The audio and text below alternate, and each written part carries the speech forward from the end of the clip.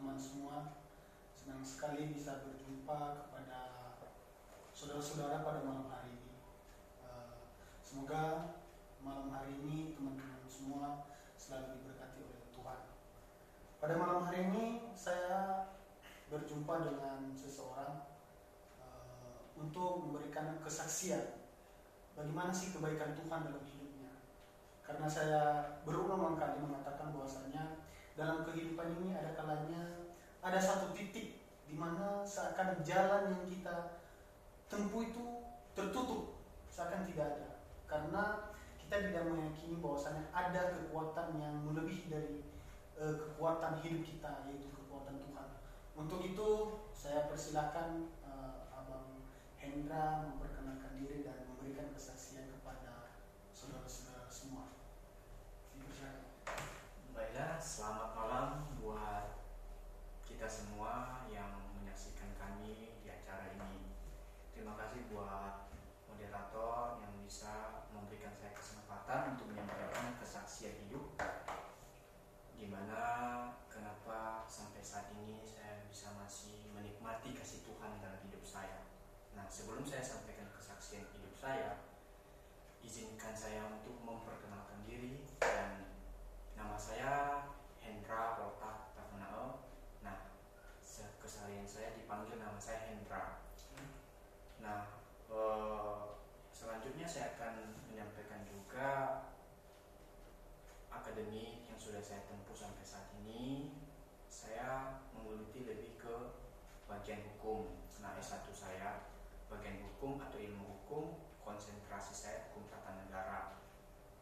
Nah, S2 saya juga bagian hukum juga. Nah, saya selesai di S1 di Nomensen dan S2 di USU.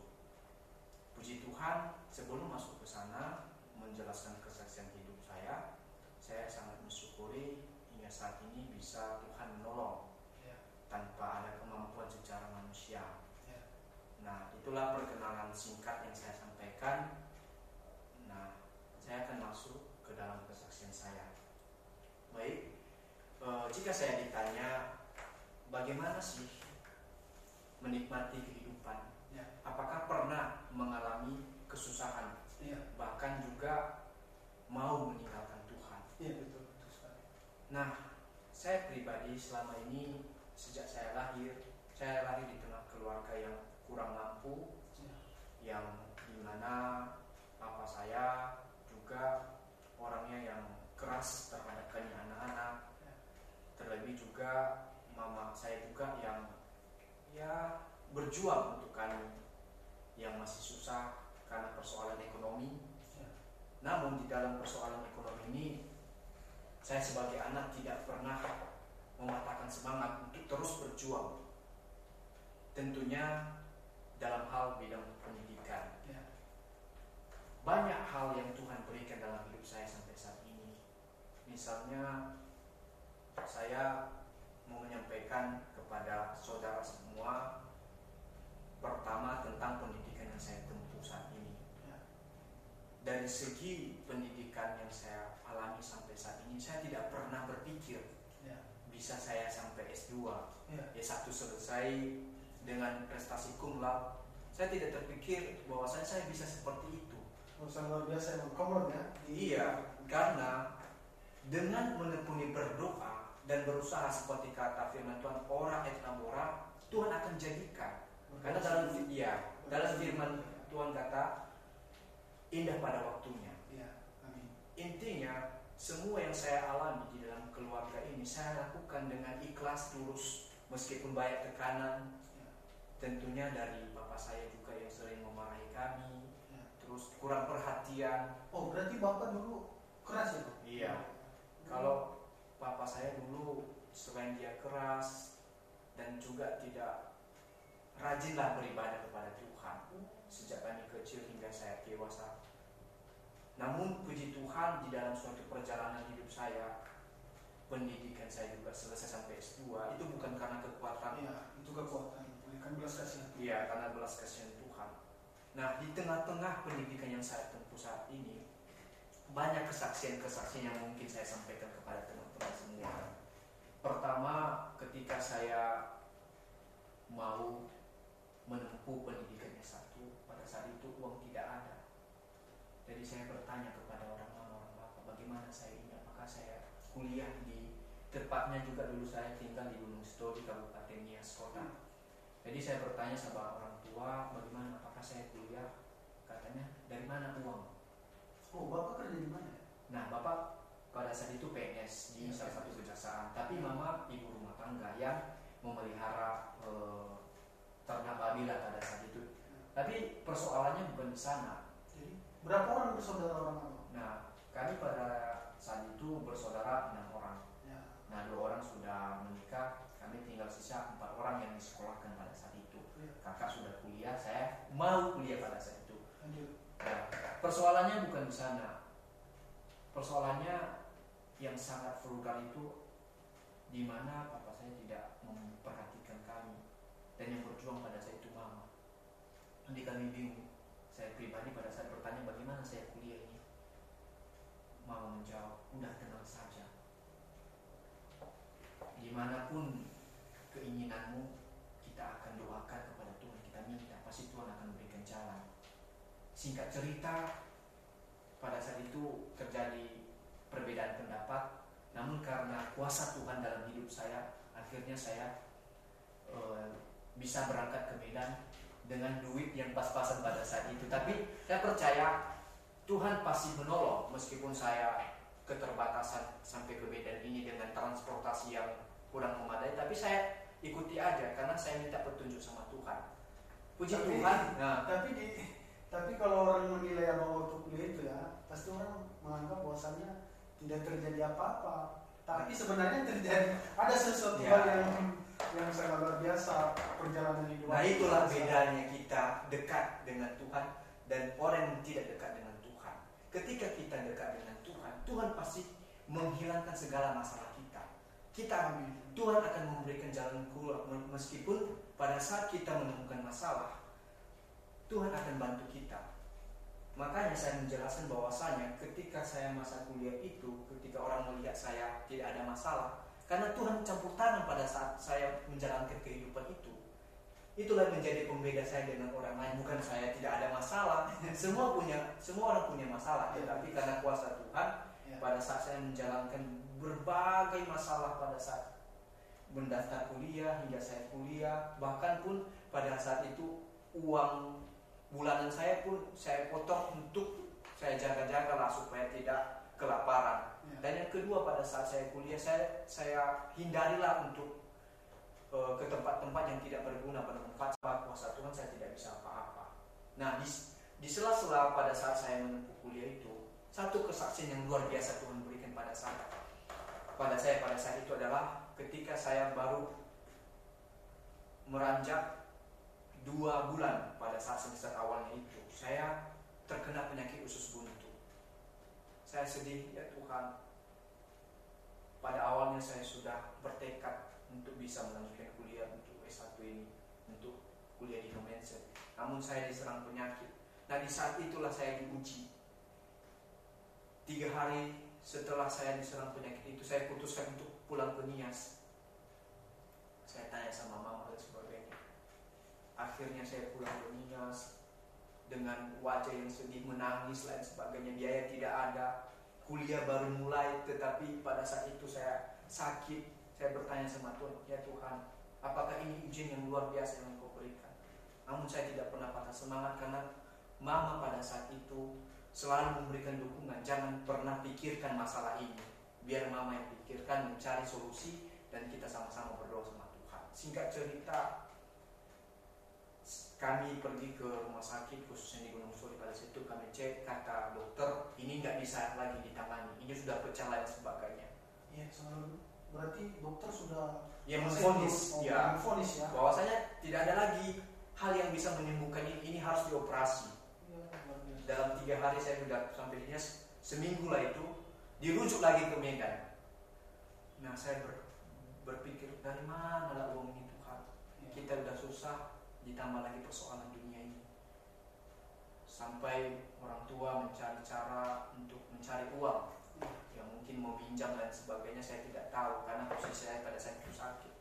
Tapi saya tidak pernah patah semangat. dengan berat badan yang makin mengurus pada saat itu, yang normalnya memang harus 50, dengan berat badan saya kira-kira 38 sampai 40 kilo pada saat itu. Kan? Iya, untuk tidur aja pun susah, harus terlengkup pada saat saya kena usus buntu itu. Itu udah seminggu divonis harus dioperasi. Nah, kami berdoa dengan juga obat-obatan tradisional yang digunakan, didoakan dan sebagainya.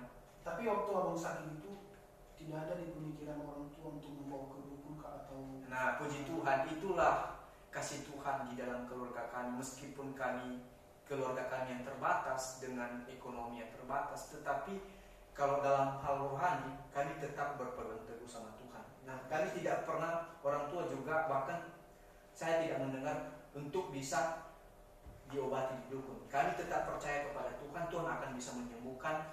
Haleluya. Dan pada saat itu adalah orang yang bisa menolong kami ketika mama pada saat itu mencari biaya dan sebagainya. Puji Tuhan, pada saat berangkat di situ ada uangnya. Itulah sangat luar biasa. Luar biasa. Saya berpikir, Tuhan, di saat kami susah, Engkau berikan waktu untuk kami untuk bisa melalui semua ini. Nah, singkat cerita, pada saat itu sudah berdarah-berdarah karena divonis juga, karena kekurangan alat juga di rumah sakit umum Gunung Story pada saat itu. Nah, dirujuk ke Pringadi pada saat itu. Nah, di dalam perjalanan saya ditemani kakak sampai di sana. Nah, pada saat saya ditemani, kakak juga pada saat itu sakit, pingsan. Saya bingung, saya sakit juga, kakak sakit bagaimana itu, banyak kali persoalan. Jadi udahlah, putuslah harapan itu. Seketika saya bilang, kayaknya kuliah saya ini nggak bisa saya lanjutkan di Tuhan. Saya serahkan semua. Tapi pada saat abang terkena penyakit itu nggak ada di pemikiran abang, Kak, ini maaf kata aja, nggak ada di pemikiran abang bahwasanya udah yang di depan mata udah kematian ini, udah nggak ada di pemikiran. Yang saya pikirkan itu bukan itu. Jadi masa depan saya nggak ada lagi. Karena ketika saya sudah mulai kuliah, pasti ini tidak ada kelanjutannya lagi. Saya sakit, bagaimana saya bisa berjuang? Kalau masalah kematian, saya tidak terpikir sampai ke sana. Tetapi yang saya pikirkan bagaimana saya bisa memperjuangkan hidup dan bisa menjadi kebanggaan orang tua pada saat itu. Jadi ketika saya kena pada saat itu, yang saya rasakan, Tuhan, gimana saya kalau sudah dioperasi ini? Bagaimana saya kerja nantinya? Bagaimana ini? Semua bagaimana ini? Jadi ketakutan yang ada pada saat. Tapi pada saat itu abang tetap berpegang teguh ya kepada Tuhan. Bahwasanya abang yakin bahwasanya Tuhan itu memberikan jalan keluar. Iya. Modal kepercayaan dan keyakinan kepada Tuhan, semua Tuhan akan berikan kepada saya pada saat melalui semua masalah-masalah seperti itu. Singkat cerita, ketika saya sudah sampai di Medan, pada saat pemeriksaan dokter kembali memeriksa dengan hasil yang luar biasa, mujizat itu nyata. Kata dokter di Pringadi pada saat itu, ini dua hal kemungkinan bisa akan terjadi. Yang pertama, bisa dioperasi, bisa juga tidak. Pada saat itu hati saya bergembira, sukacita dan sebagainya. Pada saat saya telepon, bagaimana ini, Ma? Tapi saya tetap menginginkan operasi. Saya takut juga. Di sisi lain saya senang, di sisi lain juga saya takut.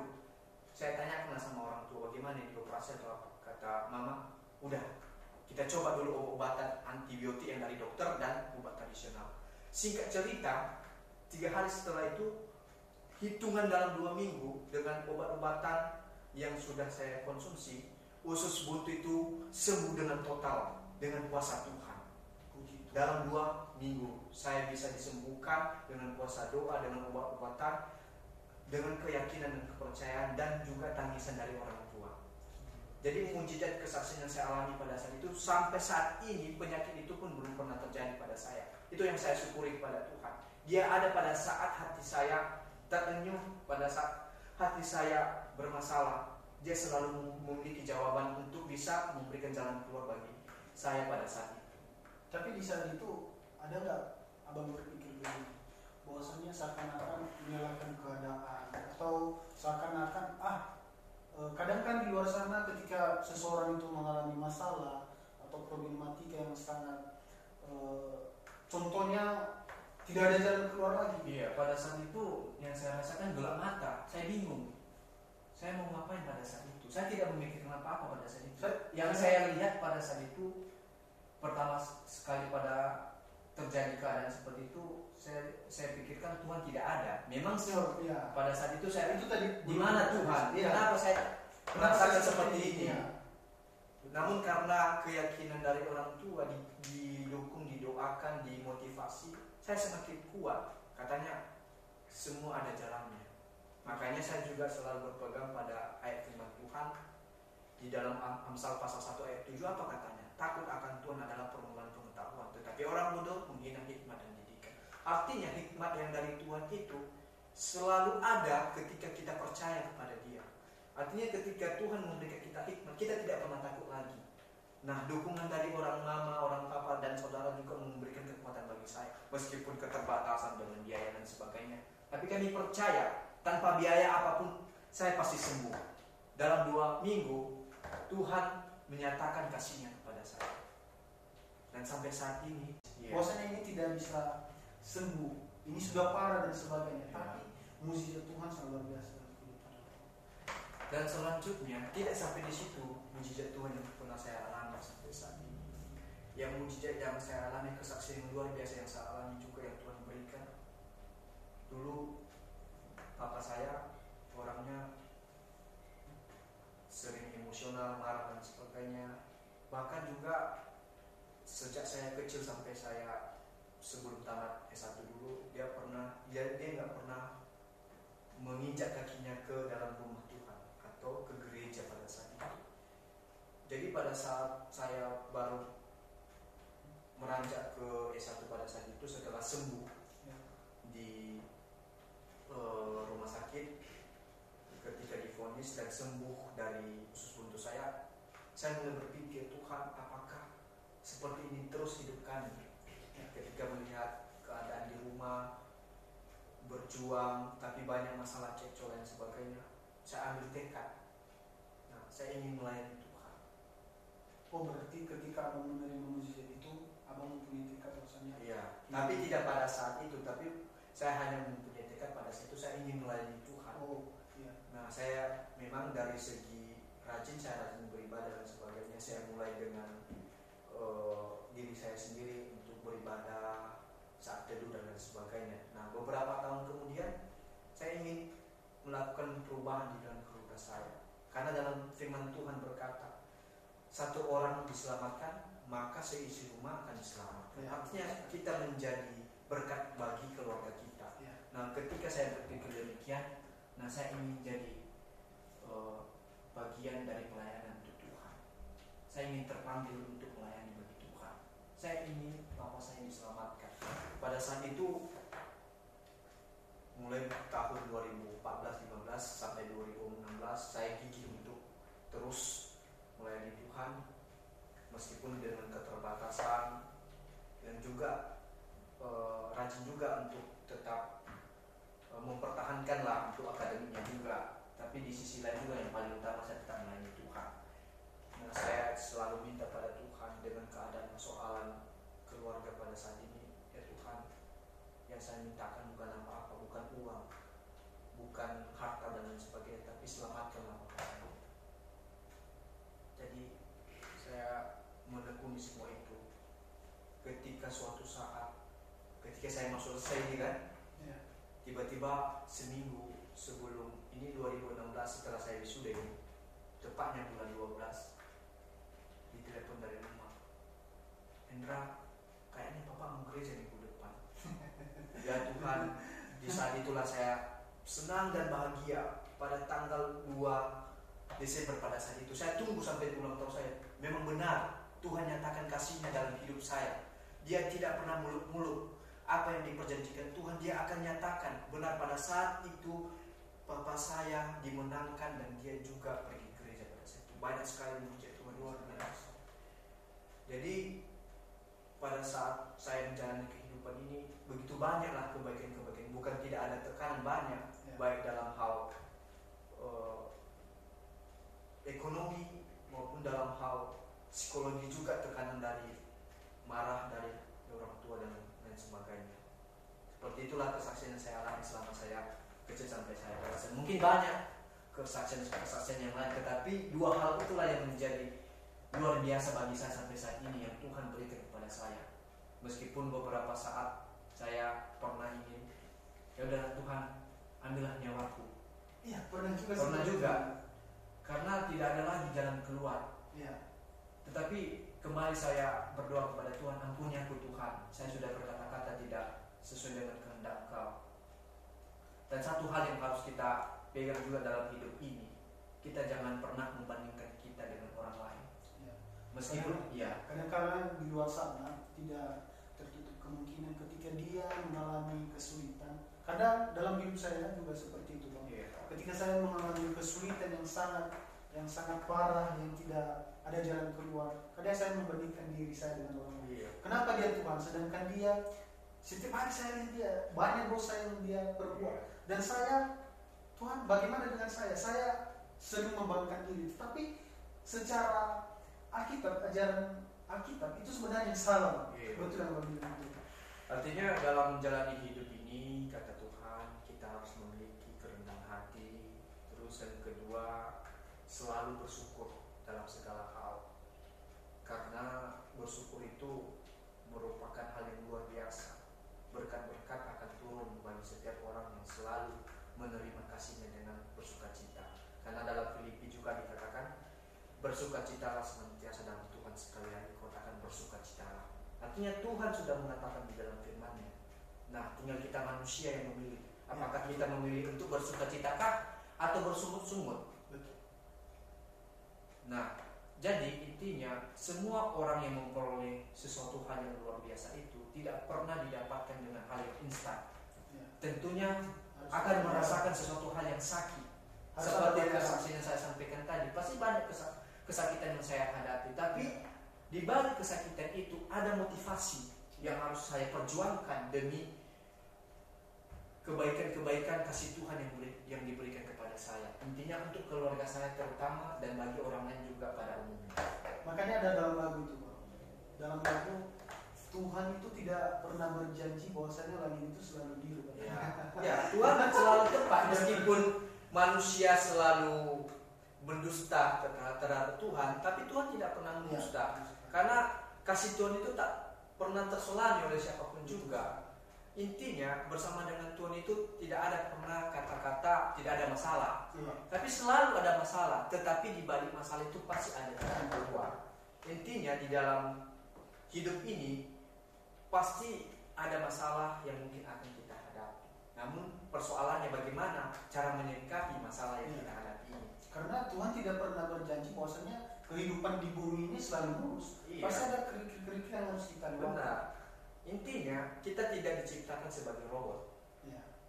Kita dikasih pilihan, choice is life. Jadi pilihan hidup itu harus kita yang tentukan. Mau kita jahat atau baik, kembali ke kita.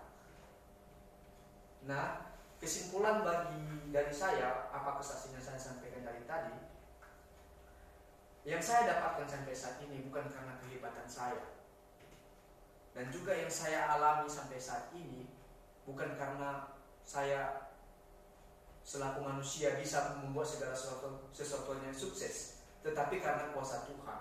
Dan yang kedua, bahwasanya kalau orang yang selalu dekat dengan Tuhan, pasti kehidupannya selalu sukacita dan sejahtera. Dan percayalah, Tuhan akan memberikan kehidupan yang kekal bagi setiap orang yang berpegang teguh pada firman-Nya. Itulah prinsip hidup yang saya pegang selama saya menjalani hidup sampai saat ini. Keadaan di rumah, berjuang, tapi banyak masalah cekcok dan sebagainya, saya ambil tekad. Nah, saya ingin melayani Tuhan. Oh, berarti ketika abang menerima mujizat itu, abang mempunyai tekad bahwasanya. Iya. Tapi tidak pada saat itu, tapi saya hanya mempunyai tekad pada saat itu saya ingin melayani Tuhan. Oh, iya. Nah, saya memang dari segi rajin, saya rajin beribadah dan sebagainya. Saya mulai dengan diri saya sendiri untuk beribadah saat teduh dan lain sebagainya. Nah, beberapa tahun kemudian saya ingin melakukan perubahan di dalam keluarga saya. Karena dalam firman Tuhan berkata, satu orang diselamatkan, maka seisi rumah akan diselamatkan. Artinya kita menjadi berkat bagi keluarga kita. Nah, ketika saya berpikir demikian, nah saya ingin jadi bagian dari pelayanan untuk Tuhan. Saya ingin terpanggil untuk melayani bagi Tuhan. saya ingin bapak saya diselamatkan. Pada saat itu mulai tahun 2014-15 sampai 2016 saya gigih untuk terus melayani Tuhan meskipun dengan keterbatasan, dan juga rajin juga untuk tetap mempertahankanlah untuk akademiknya juga. Tapi di sisi lain juga yang paling utama saya tetap melayani Tuhan.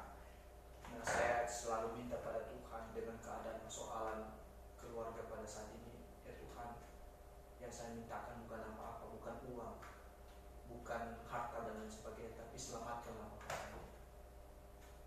Jadi saya menekuni semua itu.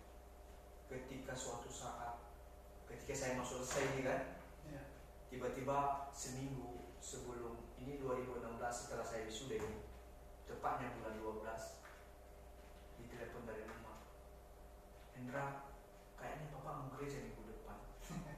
Ya Tuhan, di saat itulah saya senang dan bahagia. Pada tanggal 2 Desember pada saat itu, saya tunggu sampai ulang tahun saya. Memang benar, Tuhan nyatakan kasih-Nya dalam hidup saya. Dia tidak pernah muluk-muluk. Apa yang diperjanjikan Tuhan, Dia akan nyatakan. Benar, pada saat itu Papa saya dimenangkan dan dia juga pergi gereja pada saat itu. Banyak sekali mujizat Tuhan luar biasa. Jadi pada saat saya menjalani kehidupan ini, begitu banyaklah kebaikan-kebaikan. Bukan tidak ada tekanan, banyak, baik dalam hal ekonomi maupun dalam hal psikologi juga, tekanan dari marah dari orang tua dan lain sebagainya.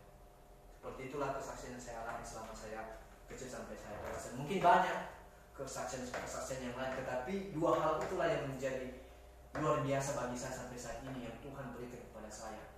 Meskipun beberapa saat saya pernah ingin, ya udah Tuhan, ambillah nyawaku. Iya, pernah juga. Karena tidak ada lagi jalan keluar. Iya. Tetapi kembali saya berdoa kepada Tuhan, ampuni aku Tuhan, saya sudah berkata-kata tidak sesuai dengan kehendak Engkau. Dan satu hal yang harus kita pegang juga dalam hidup ini, kita jangan pernah membandingkan kita dengan orang lain. Ya. Meskipun kadang-kadang di luar sana tidak tertutup kemungkinan ketika dia mengalami kesulitan. Kadang dalam hidup saya juga seperti itu, Bang. Yeah. Ketika saya mengalami kesulitan yang sangat parah, yang tidak ada jalan keluar, kadang saya membandingkan diri saya dengan orang lain. Yeah. Kenapa dia Tuhan? Sedangkan dia setiap hari saya lihat dia banyak dosa yang dia perbuat. Dan saya, Tuhan, bagaimana dengan saya? Saya sering membanggakan diri, tetapi secara Alkitab, ajaran Alkitab itu sebenarnya salah. Yeah. Betul yang Bapak bilang itu. Artinya dalam menjalani hidup ini, kata Tuhan, kita harus memiliki kerendahan hati. Terus yang kedua, selalu bersyukur dalam segala hal. Karena bersyukur itu merupakan hal yang luar biasa. Berkat-berkat akan turun bagi setiap orang yang selalu menerima kasih-Nya dengan bersukacita. Karena dalam Filipi juga dikatakan, bersukacitalah senantiasa dalam Tuhan, sekali-kali kau akan bersukacitalah. Artinya Tuhan sudah mengatakan di dalam firman-Nya. Nah, tinggal kita manusia yang memilih. Apakah kita memilih untuk bersukacitakah atau bersungut-sungut? Betul. Nah, jadi intinya semua orang yang memperoleh sesuatu hal yang luar biasa itu tidak pernah didapatkan dengan hal yang instan. Tentunya akan merasakan sesuatu hal yang sakit. Seperti kesaksian yang saya sampaikan tadi, pasti banyak kesakitan yang saya hadapi. Tapi di balik kesakitan itu ada motivasi yang harus saya perjuangkan demi kebaikan-kebaikan kasih Tuhan yang diberikan kepada saya. Intinya untuk keluarga saya terutama dan bagi orang lain juga pada umumnya. Makanya ada dalam lagu itu, Bang. Dalam lagu, Tuhan itu tidak pernah berjanji bahwasanya langit itu selalu biru. Ya, Tuhan selalu tepat meskipun manusia selalu mendusta terhadap Tuhan, tapi Tuhan tidak pernah mendusta. Karena kasih Tuhan itu tak pernah terselani oleh siapapun juga. Intinya bersama dengan Tuhan itu tidak ada pernah kata-kata tidak ada masalah. Tapi selalu ada masalah. Tetapi di balik masalah itu pasti ada jalan keluar. Intinya di dalam hidup ini pasti ada masalah yang mungkin akan kita hadapi. Namun persoalannya bagaimana cara menyikapi masalah yang kita hadapi ini. Karena Tuhan tidak pernah berjanji bahwasanya kehidupan di bumi ini selalu mulus. Iya. Pasti ada kerikil-kerikil yang harus kita lupakan. Benar.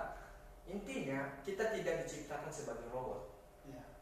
Kita dikasih pilihan, choice is life. Jadi pilihan hidup itu harus kita yang tentukan. Mau kita jahat atau baik, kembali ke kita.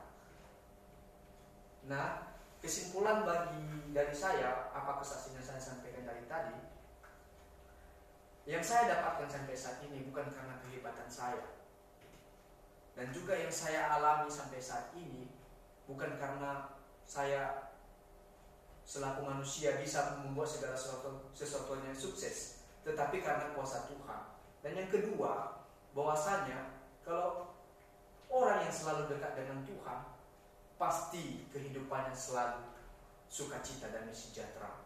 Dan percayalah, Tuhan akan memberikan kehidupan yang kekal bagi setiap orang yang berpegang teguh pada firman-Nya. Itulah prinsip hidup yang saya pegang selama saya menjalani hidup sampai saat ini. Begitu teman-teman semua, saudara-saudara yang di luar sana. Tadi saya sudah mengatakan bahwasanya di luar sana mungkin ada saudara-saudara, teman-teman yang banyak mengalami problem atau masalah dalam kehidupan. Misalnya, tidak pernah kita berpikir bahwasanya ketika kita menghadapi masalah yang kita hadapi itu terlalu berat, tidak ada jalan keluar. Maka saya sarankan kita harus banyak berdoa. Apa masalah yang kita hadapi itu kita serahkan kepada Tuhan.